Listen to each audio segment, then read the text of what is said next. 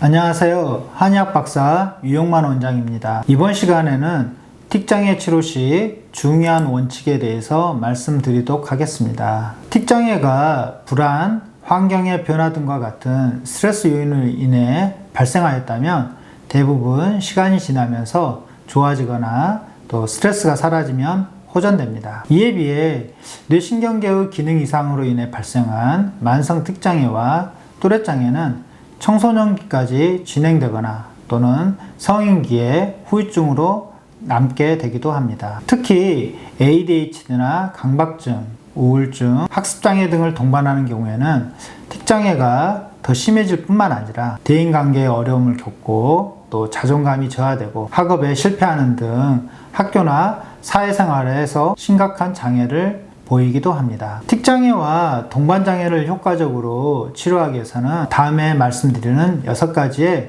중요한 원칙을 지키면서 치료를 하는 것이 중요합니다. 6가지 원칙 중에 첫 번째, 부모의 정확한 인식이 중요합니다. 보통 아이가 갑자기 틱처럼 안 보이던 이상한 행동을 하게 되면 부모님은 당황하게 됩니다. 특히 이러한 행동이 평소 알지 못했던 질환으로 인해 발생하였다고 하면 당황스럽고 불안한 마음은 더욱 커지게 됩니다. 그래서 먼저 틱장애에 대해서 정확하게 인식하는 것이 중요합니다. 틱장애의 발병 원인, 특징 증상, 치료 방법, 치료 과정, 경과, 또 애의 등에 대해서 정확히 알게 되면 불안한 마음을 떨쳐버릴 수 있습니다. 그리고 적절한 치료 방법과 올바른 양육과 교육을 통해서 틱장애가 악화되는 것을 예방하고 조기에 근본적으로 치료를 할 수 있습니다. 두 번째로는 초기에 적극적으로 치료를 해야 합니다. 틱은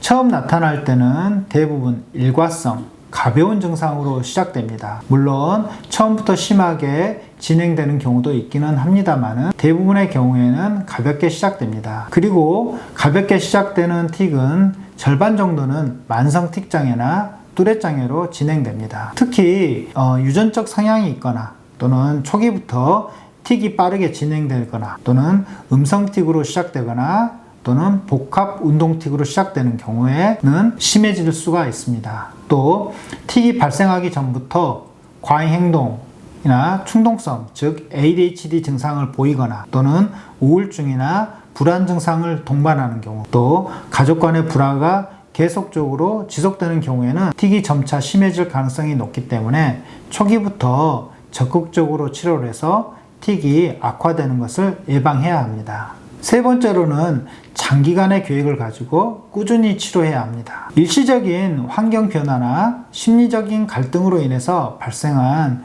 단순한 틱장애는 대체로 짧은 기간 내에 치료가 잘 되는 편입니다. 그러나 유전적 요인이 있거나 신경학적 문제를 가지고 있는 경우에는 만성 틱장애나 또래장애로 진행돼서 보통 청소년기까지 악화되기도 하고 성인기까지 후유증이 남기도 합니다. 만약 틱이 간헐적으로 나타나는 경우 또 다른 장애를 동반하지 않는 경우에는 치료가 간헐적으로 이루어져도 별 문제가 되지는 않습니다. 그러나 틱이 점점 악화되거나 또는 장기간 지속되는 경우 또는 ADHD나 강박증과 같은 다른 장애를 동반하는 경우에는 꾸준히 치료를 해야만 틱장애가 악화되는 것을 예방할 수 있습니다. 네 번째로는 심리적인 문제로만 보아서는 안 됩니다. 어떤 부모님들은 일시적으로 나타나는 심리적 갈등에 의해서 틱이 생겼다고 생각을 합니다. 그래서 우리 아이는 전혀 문제가 없고 특별한 치료를 하지 않아도 아이의 마음을 편안하게 해주면, 즉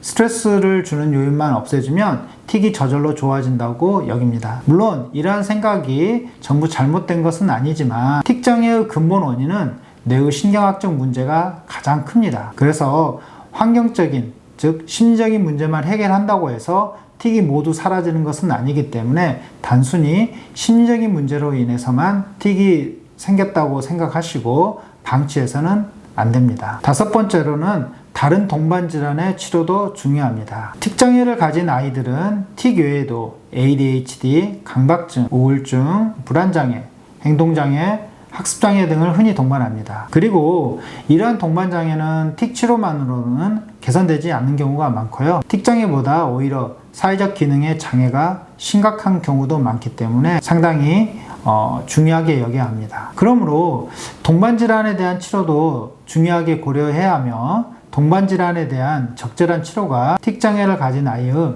적응이라든지 애우에 중요한 역할을 담당합니다. 여섯 번째, 여러 치료법을 병행하는 것이 효과적입니다. 틱을 발생시키는 원인이나 또는 이를 악화시키는 요인들은 상당히 다양합니다. 또한 여러 다른 장애를 동반하는 경우가 많기 때문에 한 가지 치료법만으로 틱장애를 포함하여 아이가 보이는 여러 문제를 한꺼번에 모두 해결할 수는 없습니다. 그러므로 틱장애뿐만 아니라 동반장애에 대한 치료도 고려해야 하고요. 또 한 가지 치료뿐만 아니라 이러한 문제들을 함께 해결하기 위해서는 다양한 치료법을 병행하는 것이 좋습니다. 그래서 치료는 뇌신경계의 기능 이상을 해결하기 위한 생물학적인 치료와 함께 심리적 갈등과 스트레스를 해소하는 데 도움이 되는 심리치료 등을 상황에 따라서 적절히 병행하는 것이 가장 효과적입니다. 결론적으로 일시적인 스트레스로 인해 생긴 틱장애는 시간이 지나면서 대부분 사라지지만 뇌신경계의 기능 이상으로 인한 만성 틱장애와 뚜렛장애는 장기간 지속돼서 아이들의 자존감을 저하시키고 대인관계와 학업에 어려움을 초래합니다. 따라서 부모님은 틱장애의 발병 원인, 특징 증상, 동반장애, 치료 방법, 애우 등을 정확히 인식하시고 초기부터 적극적으로 치료해서 틱장애와 동반장애가 악화되는 것을 예방해야 합니다. 이번 시간에는 틱장애 치료 시 중요한 원칙에 대해서 자세하게 말씀드렸습니다. 감사합니다.